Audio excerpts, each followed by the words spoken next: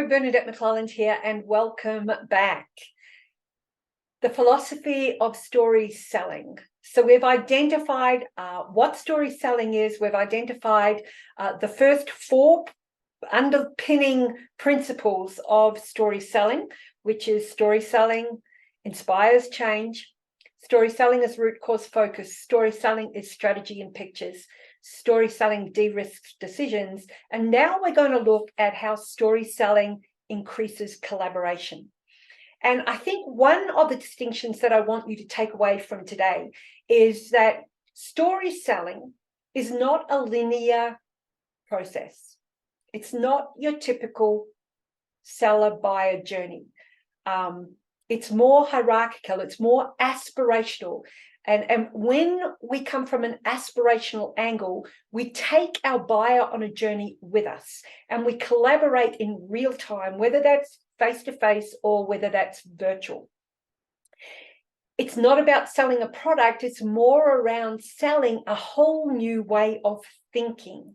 And so I've mentioned this before, but when we talk about a linear journey or a linear process, I grew up in Xerox as a sales professional, and I was fortunate enough to have some amazing training, and spin selling was the flavor of the 80s. And so I grew up on spin selling. That is such a linear, mechanical, kind of an automatic kind of way of selling, where you think to yourself, okay, I've asked this question, now I've got to ask that question, now the next is that question, and if I lose my way, and oh my gosh, and it can get quite messy for some sellers.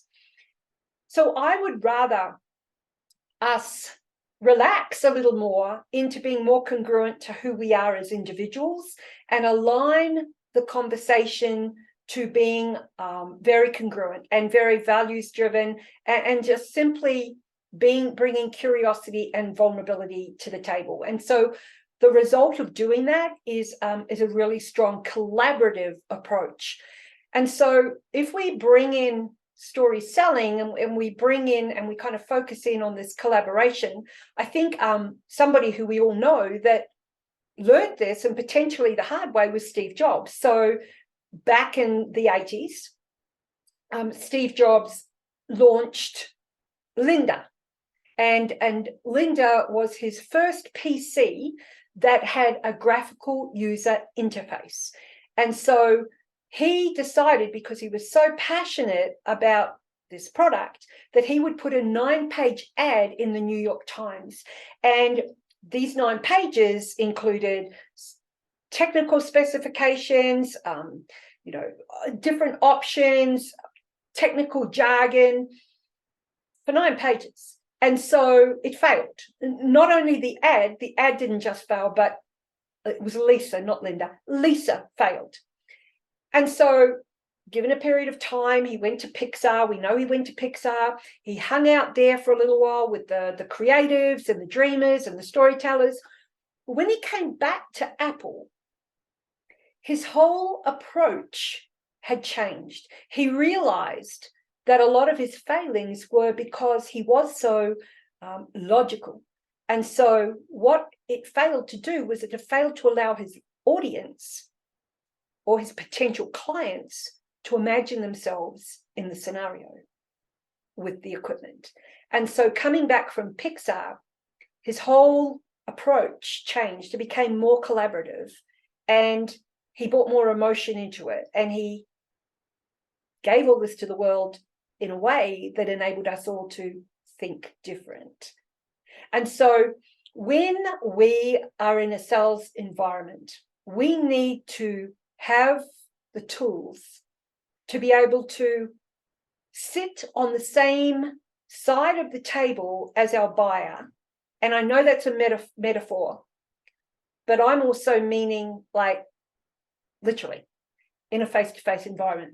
There is nothing more powerful than sitting next to somebody, bringing in our mental models that we've already spoken about, and being able to truly collaborate, elicit their story, collaborate around their story, around the outcomes that they want, and to do it in such a way where it's really congruent.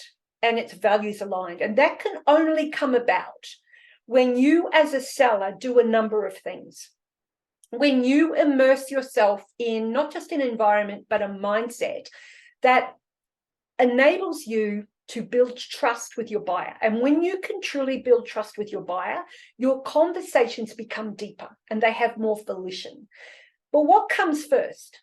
The conversation that's deep, or as a seller, your ability to trust your intuition and show up as yourself? What comes first? It has to be you. And then as a result, your conversations will become deeper. Secondly, if you don't ask questions just to buy time because you don't know what to say next, we've all been in those situations, I'm sure. But when you can ask questions because you want your buyer to think of things differently. So you're not just asking questions to buy time or just because it's ticking the boxes or you're going through, step by step by step. You want your buyer to be sitting in their car at the traffic lights on their way home that night, thinking to themselves, almost missing the go light, the green light, thinking, what Bernadette said today, that was really cool. What John said today, that was really different. That's what we want our buyers to do. That is a result of great collaboration. We want our buyers to be in a dialogue with us, not just a monologue. And too many sellers today are asking questions that elicit a yes/no answer. Too many sellers today aren't going deep enough, and it ends up being in a monologue and not a dialogue. I want you to think to yourself, are you somebody who is too scared to ask some of the questions that you need to be asking that is stopping you from collaborating in a really true way? You cannot be one of these sellers that asks a question and you're not really listening to the answer because you're planning the next question ahead. Or, in my case, once, and I shouldn't laugh because it was quite serious, thinking about whether or not I had picked up the dry cleaning.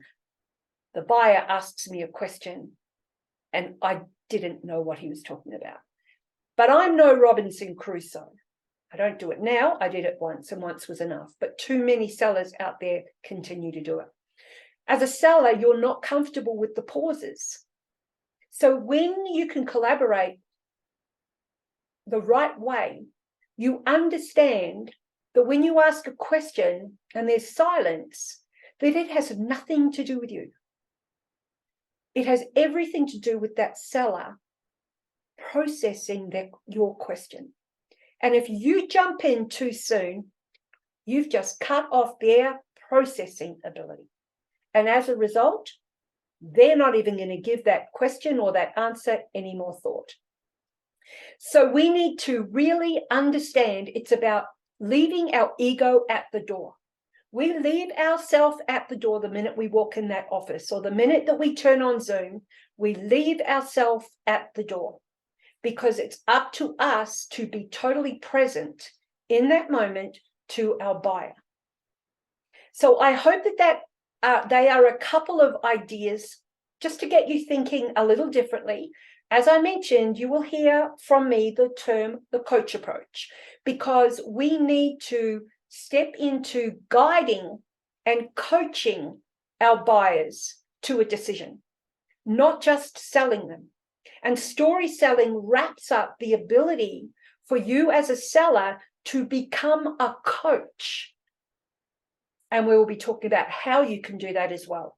So with your intention, I want it to be around collaboration. Okay, I want you to hear their story. I want you to pick up on their energy. I want you to leverage some tools. I want you to instill enough confidence in yourself, and so that your buyer has confidence in you.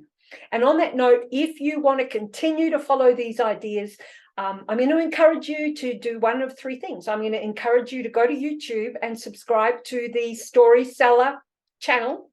It's a new channel I've just started a little while ago. I'm going to suggest on LinkedIn that you ring the bell next to my name so that you can follow some of my posts and also subscribe to my newsletter. And I'm also going to ask you to visit shiftanddisrupt.com. It's the platform for my book, Shift and Disrupt, Stop Selling Widgets, Start Selling Wisdom. And there will be resources loaded there. And on that note, I want you to have an amazing day. I want you to think very carefully about what your buyer is thinking as they switch off Zoom at night or when they're sitting at the traffic lights on the way home. Have an amazing day, and we look forward to speaking to you soon. Bye for now.